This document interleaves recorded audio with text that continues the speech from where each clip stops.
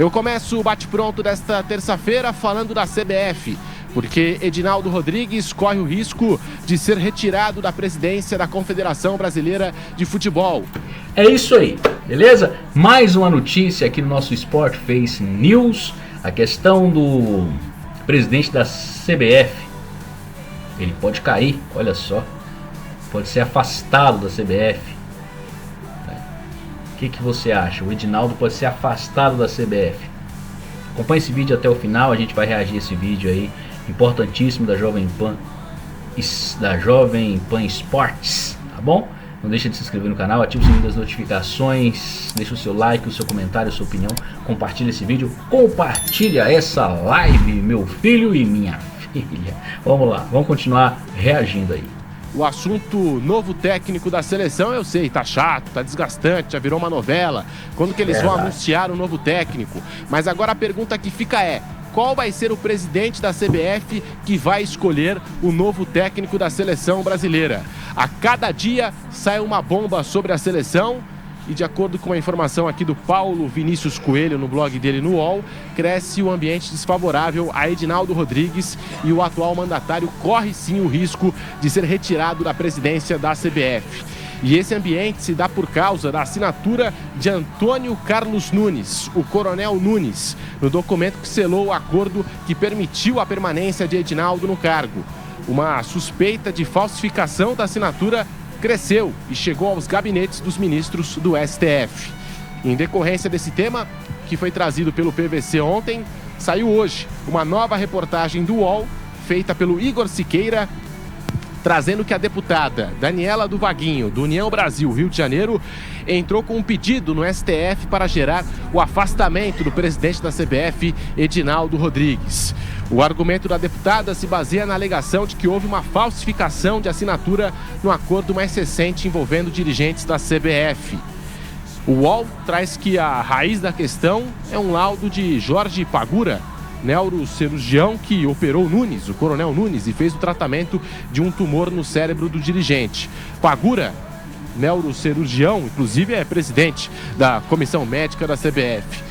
Em 2023, o médico apontou que Nunes estava com déficit cognitivo, após passar por uma cirurgia considerada agressiva.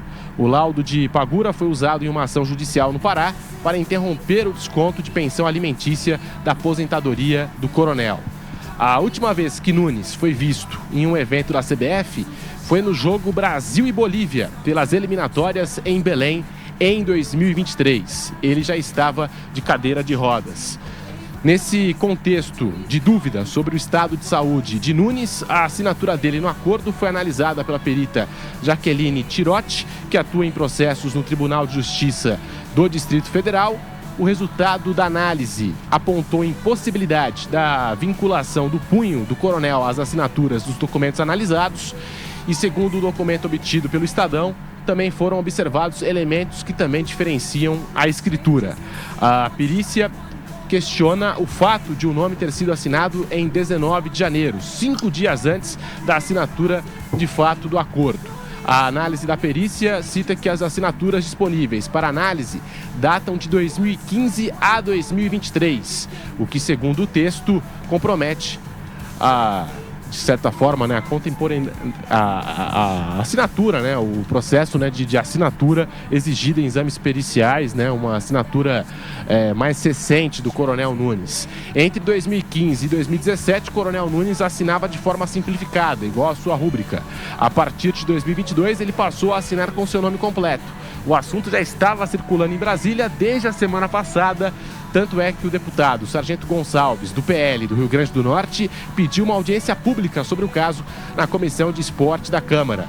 O requerimento dele será votado amanhã. E para a gente poder passar aqui a régua nas informações e também toda a linha do tempo, todo o contexto que envolve aí o presidente da CBF, Edinaldo Rodrigues, podendo ser retirado da presidência, o Estadão entrou em contato com duas familiares do Coronel Nunes, incluindo a mulher, Maria Avelina Rosa de Lima. Entretanto, elas não quiseram se manifestar.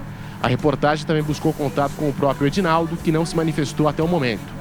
Eles reiteram que a reportagem será atualizada em caso de manifestação, e aqui na Jovem Pan também a gente está acompanhando em qualquer novidade, qualquer atualização. A gente volta aqui na programação esportiva da Jovem Pan sobre esse assunto envolvendo aqui o Edinaldo Rodrigues, essa assinatura do Coronel Nunes. E é claro que isso impacta na CBF, essa escolha por um novo treinador, dentro e fora de campo. Mauro César, muito boa tarde para você. Antes a pergunta era, quem vai ser o técnico da seleção? E agora a pergunta é, qual vai ser o presidente que vai escolher o novo técnico da seleção brasileira? Mauro, boa tarde. This is how we made our workflow better than ever with Monday.com. It gave our team one... Boa tarde, Pedro. Boa tarde, companheiros. Eu acho que isso deixa ainda mais distante o Carlo Ancelotti da seleção brasileira, lembrando que da outra vez em que a CBF tentou contratar o italiano, o que aconteceu? No momento em que o Real Madrid procurou o Carlo Ancelotti para renovar o contrato, foi justamente quando o Edinaldo estava afastado da presidência da CBF. Ou seja, se o italiano em algum instante pensou, e a proposta do Brasil? O Real Madrid quer que eu continue e vou para a seleção brasileira? Obviamente ele pensou, vou renovar o contrato aqui, porque quem tinha interesse em me contratar lá no Brasil sequer está no comando da entidade nesse momento. E era o caso. E agora isso corre o risco de acontecer de novo. E até nós trouxemos a informação na semana passada que 2 pontos estavam incomodando um pouco o Ancelotti diante dessa possibilidade de vir ao Brasil trabalhar no comando da seleção 5 vezes campeão do mundo. Uma delas, a questão pessoal, familiar. A mulher dele não gostaria de se mudar, a casa foi assaltada quando estavam lá na Inglaterra, ele era técnico do Everton, então ela ficou traumatizada, e trazê-la para morar no Brasil seria um problema. Não pelo Brasil, mas para fazer uma mudança de residência de novo. Enfim, a questão para ele resolver em casa, lá com a mulher dele. Esse é um obstáculo. Pode parecer uma bobagem, mas sempre é um obstáculo, né? O cara vai comprar uma briga dentro de casa, de repente, essa altura da vida, deixa eu ficar por aqui mesmo, tá? Ou não, vamos lá e vamos resolver esse problema aqui. Esse é um obstáculo. O outro era a insegurança, o receio que a situação da CBF, com o noticiário sempre muito negativo, né? E que repercute lá fora do país, gerava no Carlo Ancelotti. Diante dessa possibilidade que está aí no todo o noticiário esportivo brasileiro, de o presidente da CBF ser afastado, com história de assinatura, essa coisa toda, é evidente que se ele estava com receio antes, imagina agora. Então eu vou dar a minha opinião. Acho muito difícil que o Carlo Ancelotti aceite uma proposta. Teria que alguém assumir a CBF com legitimidade, com segurança. Olha, esse é o presidente, não tem contestação e tal. E essa pessoa se acertar com o Ancelotti. Mas o Ancelotti, é bom lembrar, é um nome do Edinaldo. Ele não é um nome da CBF, como se fosse uma entidade com vários personagens ali, que não, é ele quem quer. E o Edinaldo, aí também, uma informação até que a gente apura conversando com algumas fontes, muita gente entende dos bastidores que o Edinaldo quer o Ancelotti porque ele seria o nome de um impacto tão grande que ofuscaria, em parte, todo esse noticiário negativo. Então ele precisa de alguém como o Carlo Ancelotti. Por isso não fecha com o Jorge Jesus, por isso não vai com uma proposta concreta que não foi até agora para o Abel Braga, para o Palmeiras, que ele teria que conversar também com o Lila Pereira. Ele fica nesse limbo. Ferreira, desculpa. Abel Ferreira. Ele fica nesse limbo aí, esperando o italiano, que o italiano seria a bomba que, pô, olha só, Ancelotti, um técnico do Real Madrid, esse cara conseguiu contratar. Pô, o cara é brabo mesmo, né? Contratou, é isso que o pessoal vai falar. E isso ofusca um pouco o noticiário negativo. Então ele precisa de um nome de peso. O nome é o Carlo Ancelotti. Mas eu acho que tudo isso coloca o italiano mais distante ainda. E aí fica essa dúvida, porque dia 4 tem um jogo contra o Equador lá no Equador, dia 9 aqui em São Paulo, né? Contra o Paraguai. O Equador está à frente do Brasil nas eliminatórias. O Paraguai está 8 jogos sem perder, já ganhou do Brasil, ganhou da Argentina, ganhou do Uruguai, perdia para a Colômbia 2-0 na Colômbia, empatou 2-2. Com Gustavo Alfaro, técnico argentino, tem sido um time competitivo. Então são 2 jogos difíceis. Dá para imaginar o Brasil descalibrado? Vamos imaginar aqui, perde no Equador e empata com o Paraguai. Perfeitamente normal, faz um ponto só.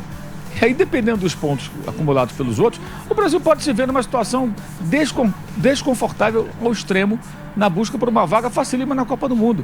Quando eu falo isso, eu falo de até ficar na repescagem. Uma pessoa que vergonha. Uma farra de vagas, o Brasil ali com Bolívia, Peru ali brigando por vaga em repescagem. Pode acontecer, porque são 2 jogos difíceis. O Brasil não está se preparando para eles. Só se fala no novo técnico. O pessoal está esquecendo que vai ter jogo. E os jogos não são fáceis. O Brasil já empatou com a Venezuela no Brasil com o Fernando Diniz. E não ficou, Dorival, 2 interinos na prática, né? Não ficaram. Então não assume, não resolve.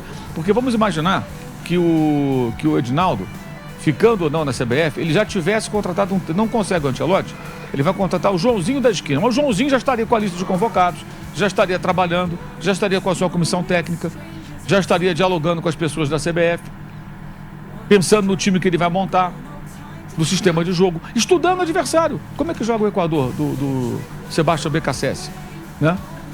E como joga o time dos dois técnicos argentinos, né? O time do Alfaro, aqui pro Paraguai.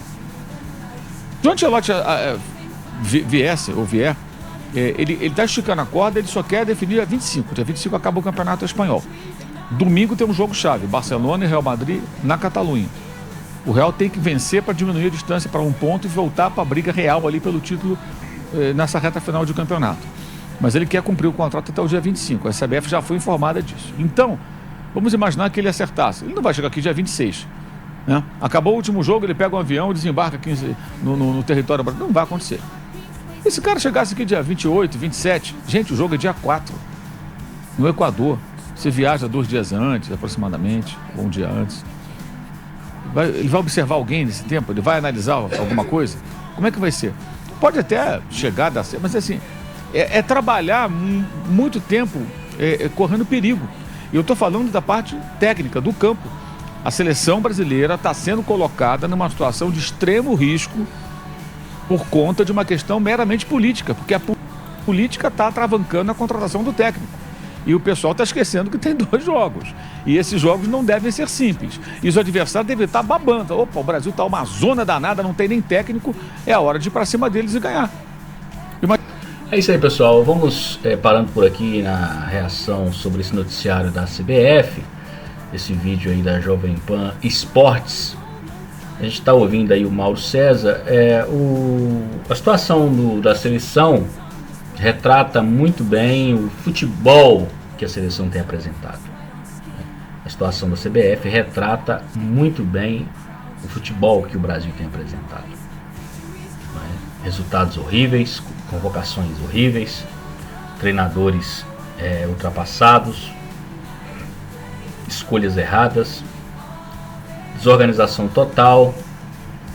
É uma instituição onde impera a politicagem e agora denúncias de corrupção, enfim. Mas eu acho que não é de agora, né?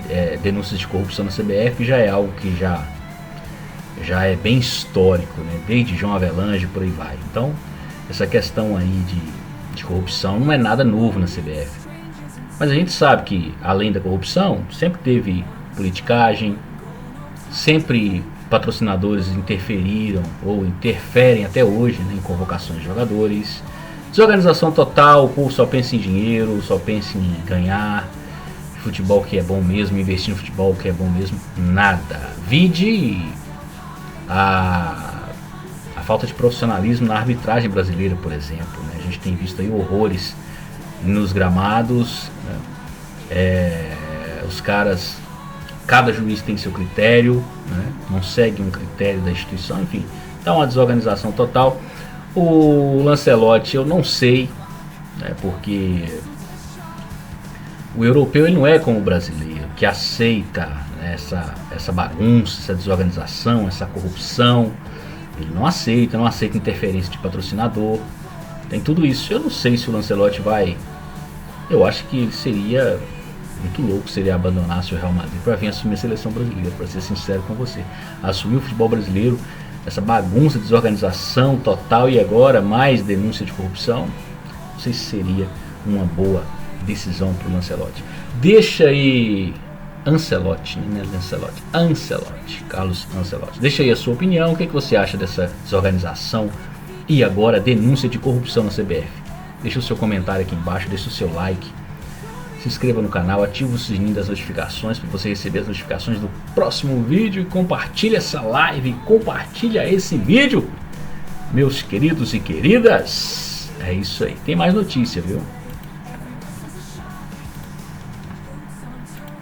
Gente, o West Ham empatou em 1-1 com o Tottenham, né, pelo campeonato inglês, mas o que chamou mais atenção na partida foi a reação do Paquetá. Pois é isso aí, pessoal. Veja que coisa incrível. Veja que coisa incrível. Essa notícia aí é do... Vamos reagir a essa notícia aí do Pilhado sobre o Paquetá. Você vai ficar assim. Você vai ficar de cara. Você que cria né, dos campos de terra, da comunidade, jogando no campo de terra, jogando descalço no campo de terra, chutando sola de sapato, sola de chuteira, porque da minha época, quando a gente jogava bola, eu principalmente gostava mais de jogar descalço. Primeiro porque eu não tinha uma chuteira bacana, eu não tinha condição de comprar chuteira, então eu jogava descalço, né? No terrão, no campinho de grama ali, mas aquele campinho reduzido, né? Gostava de jogar descalço. Às vezes jogava no meio do pessoal de chuteira, chutava trava de chuteira, enfim. A gente que é acostumado a ir jogar no terrão, no campinho reduzido, jogar descalço. O que você acha da reação do Paquetá? Acompanhe comigo a reação dessa notícia, mas antes eu quero te pedir para você se inscrever no canal, ativar o sininho das notificações, deixar o seu like, o seu comentário, a sua opinião, compartilhar esse vídeo, essa live, meu querido, minha querida. Só lembrando que a gente está aí ao fundo, você está ouvindo latidos de cachorros. A gente tem aqui uma criação de pinches e a gente mora do lado da rua e às vezes tudo que passa na rua os pinches dão notícia. Então você vai ouvir alguns latidos aí no fundo, ignora isso, porque infelizmente eu já pedi para eles calarem, mas é praticamente impossível. Vamos ouvir aí, vamos ouvir e ver essa notícia que o Pilhado vai trazer e a gente vai reagir. Ao levar um cartão. Após receber o cartão amarelo, o brasileiro apareceu nas imagens com os olhos marejados, né, com a camisa ali no olho, limpando o olho no gramado, né, do Estádio Olímpico de Londres. A reação do brasileiro repercutiu muito, né, no mundo todo. Muitas pessoas relacionando isso a uma explosão emocional, né, do Paquetá, pelo fato de ele seguir sob investigação pela suspeita de ter ali forçado cartões amarelos para um esquema de aposta esportiva. O Paquetá, ele ainda aguarda o resultado final do seu julgamento, que vai ser divulgado nas próximas semanas pela Federação Inglesa de Futebol, tá? Ele pode até mesmo ser banido do esporte. Bom, vamos lá. Falando sobre a situação, né, do Paquetá, eu quero deixar uma coisa bem clara. Se for provado que ele realmente está envolvido no esquema, essa emoção não me comove em nada. Porque seria um ato de total falta de ética com o esporte, se for comprovado, como eu falei, com total não comprometimento, né, com o seu clube, com os patrocinadores do seu clube. E eu acho o seguinte, se for comprovado, a punição tem que ser muito rígida, como tem que ser a punição de qualquer atleta envolvido em esquema de manipulação de resultado. Agora, ele sabe que esse resultado ele pode ser divulgado nas próximas semanas. Ou seja, pode ser um fator ali usado para uma defesa. Mas se tiver culpa nessa situação toda, eu não tenho pena, porque eu acho que seria muita burrice se isso realmente aconteceu. Seria ali uma tentativa de muita malandragem, e aí é o que se fala, né? O mal do malandro é achar que os outros são otários, mas isso se for comprovado. Agora, se for provado que ele é inocente, aí eu tenho aqui que deixar claro toda a solidariedade aí com o Paquetá. Mas o negócio ele está sendo investigado. A Federação Inglesa investigou por 9 meses antes de formalizar uma denúncia. E aí por isso que eu falo, pode ser tudo. Pode ser realmente uma emoção, pode ser uma estratégia da defesa, sabendo que o resultado tá para sair em breve. Você vê que a imagem está correndo aí o mundo inteiro. Então é aquilo, é delicado para se falar. Mas se realmente alguma coisa aconteceu, né, Flávio Prado? o Paquetá vai servir como exemplo. Eu acho que a punição do Paquetá vai ser a mais severa possível se ele realmente fez alguma coisa, participou de um esquema. Por quê? Jogador de seleção brasileira, uma das maiores do mundo. Jogador que está na Premier League, a mais poderosa do mundo e a que tem maior dimensão no mundo todo. Jogador que despertou o interesse do Manchester City.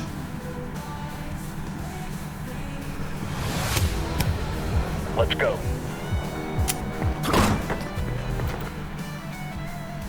É um cara gigante que se fez. Eu acho que ele vai ser punido com rigor para servir de exemplo para todo mundo que pensar em participar de algum esquema, Flávio Prado. Isso se tudo for provado. E isso é que deve estar tirando a paz dele, que obviamente existe todo um movimento de defesa, ele sabe como as coisas estão acontecendo, sabe que a possibilidade dele receber a pena, inclusive de banimento de futebol, é enorme, é muito grande.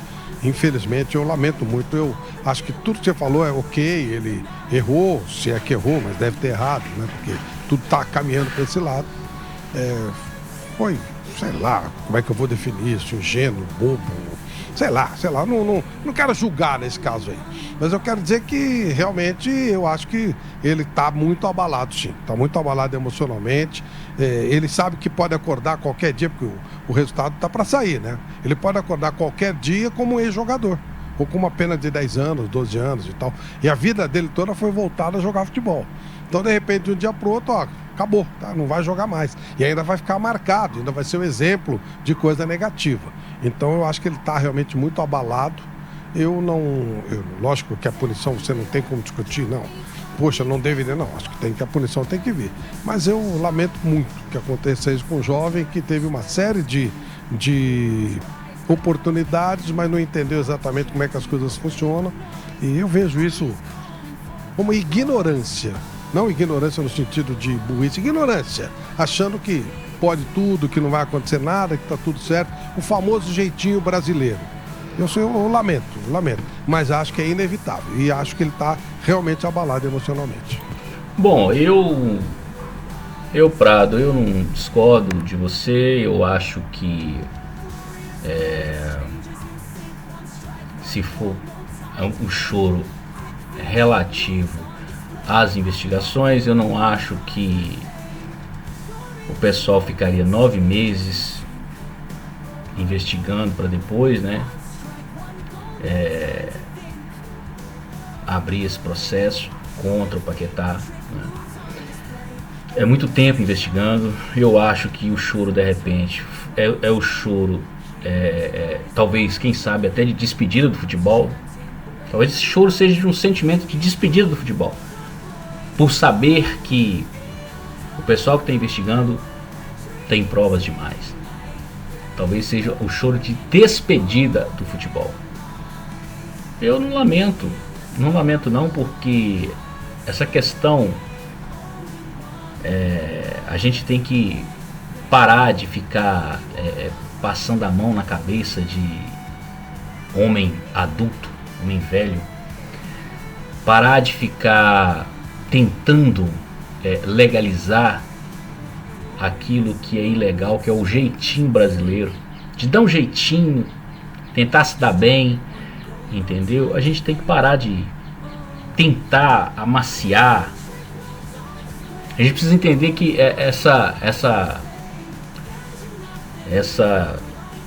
essas ilegalidades, elas só são amaciadas aqui no Brasil. Lá fora não. A lei lá fora funciona, entendeu? Aqui no Brasil acontece muitas coisas, muitas irregularidades, muitas ilegalidades no meio político, no meio do esporte, enfim, e nunca dá nada, mas lá fora dá. Então eu não lamento porque ele é jovem. É jovem, rapaz, jovem é moleque aí de 18 anos, 17 anos, 15 anos, entendeu? Quando ele envolveu nesses, se é que de fato ele é culpado, se ele for realmente, verdadeiramente culpado de tudo que está sendo acusado, tem que lamentar nada não, porque ele, quando se envolveu com isso, ele sabia do risco, Ele sabia que não estava fazendo algo no Brasil. Porque no Brasil, mesmo que fosse no Brasil, e se fosse legal, não deveria fazer. Não é porque o Brasil, a ilegalidade corre solto, que a gente tem que cometer ilegalidade. Mas na Europa, lá a conversa é diferente, entendeu? Lá a lei funciona. Ele sabia que estava fazendo, se de fato tiver cometido uma ilegalidade na Europa, um lugar onde a justiça funciona diferente do Brasil. Não tenho nada que lamentar. Se for julgado, condenado e for culpado, que pague pela ilegalidade que cometeu. E você, o que você acha disso? Deixa aqui a sua opinião, deixa o seu comentário. Se inscreve no canal, ativa o sininho das notificações e compartilha esse vídeo, essa live com mais pessoas. Deixa aí a sua opinião. Você vai concordar com o Prado, que é de se lamentar mesmo, que o Paquetá merece uma segunda chance, ou você é daquele que concorda que a ilegalidade, a irregularidade, a corrupção precisa ser combatida? Deixa a sua opinião aí, tá bom?